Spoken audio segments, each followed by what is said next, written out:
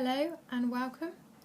Today I'm going to be doing the first video of my How to Read Tarot series. I plan to go through every single card in a tarot deck, explain the meaning of the card, how to look at the card and get the meaning, and how to interpret the cards in the context of a reading.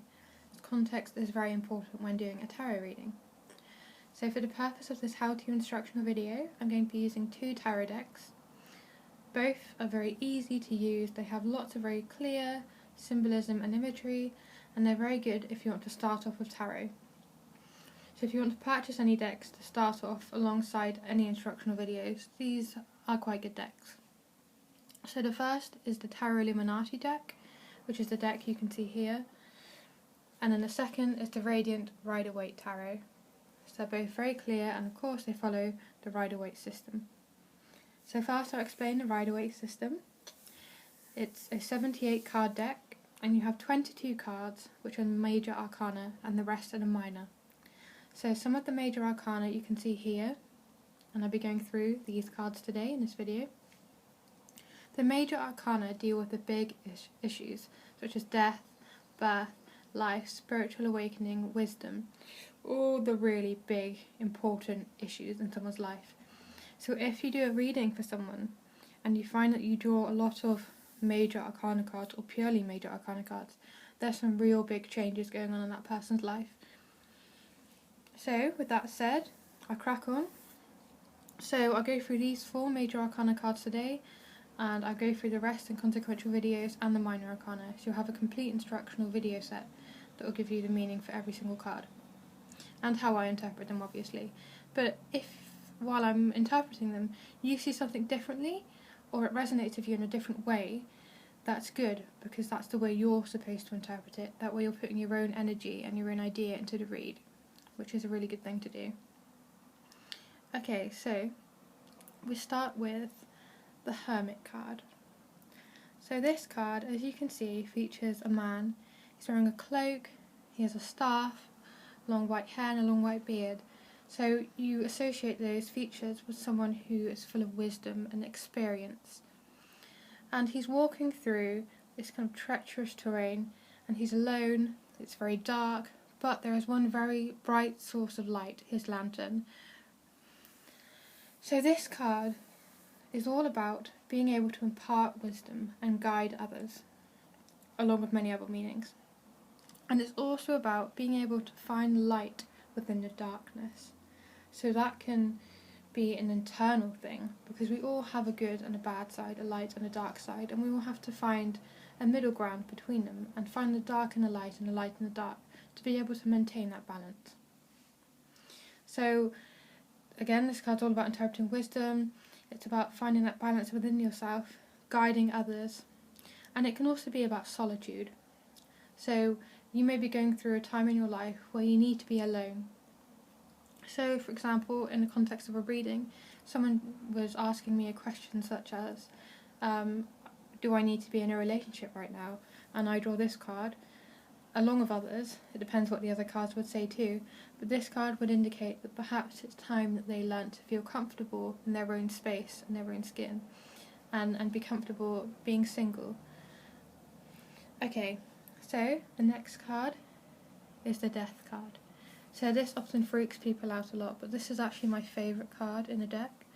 It's my favourite card in a lot of decks, but I really love the artwork in this deck. So, death. So let's think about what death really means. So this doesn't mean if you draw this you're going to die. Life is full of a series of small deaths. So each time we go through an experience or project in our life, we come out at the end of it different. We may hold different values, different beliefs, different ideologies. We may look at things in a different perspective. So death often relates to metamorphosis and transformation. So if you draw this card in a reading, it can indicate that someone's going through a transformation period. And I don't know if you can see it very clearly, but there's lots of imagery on this card. For example, death is holding a scythe. So this links in with harvesting crops. So you harvest the crops, and next year you'll have something else coming up, the new crops that will bear goods for you and be very fruitful. So this again links in with death is a natural part of life. So while we are in life, we are also in death. So we all need to go through these transformations, these small deaths, to become who we really are. And this also goes on about embracing new life. And the death can be a death of an old thought pattern, the death of an old self, the death of an old routine or way of living. So there's numerous ways you can interpret this card. But for example, if someone said, how am I feeling right now, what's going on with me, just kind of a general read if they just wanted to know how they're doing. If I draw this card, obviously it means they're going for a transformation, and transformation involves being able to let go of the old and embrace the new, two things that are very difficult for anyone to do. Okay, we'll go to Judgement, the card of birth. Bring it closer so you can see it more clearly. So this is a very lovely depiction of judgment. So everyone's rising up. Some of them are very nude, very free, in all sorts of positions. Just rising up, and you've got Gabriel and his horn. So Judgment. So this card is all about how you may be experiencing an awakening of some kind, a spiritual awakening. You're realising your life's purpose. You're hearing your call to your divine purpose. And it also talks about being free, letting go of things that once restrained you. So if someone drew this card and said, what do I need to do for the situation to improve? If I drew this card again, you have to look at the other cards.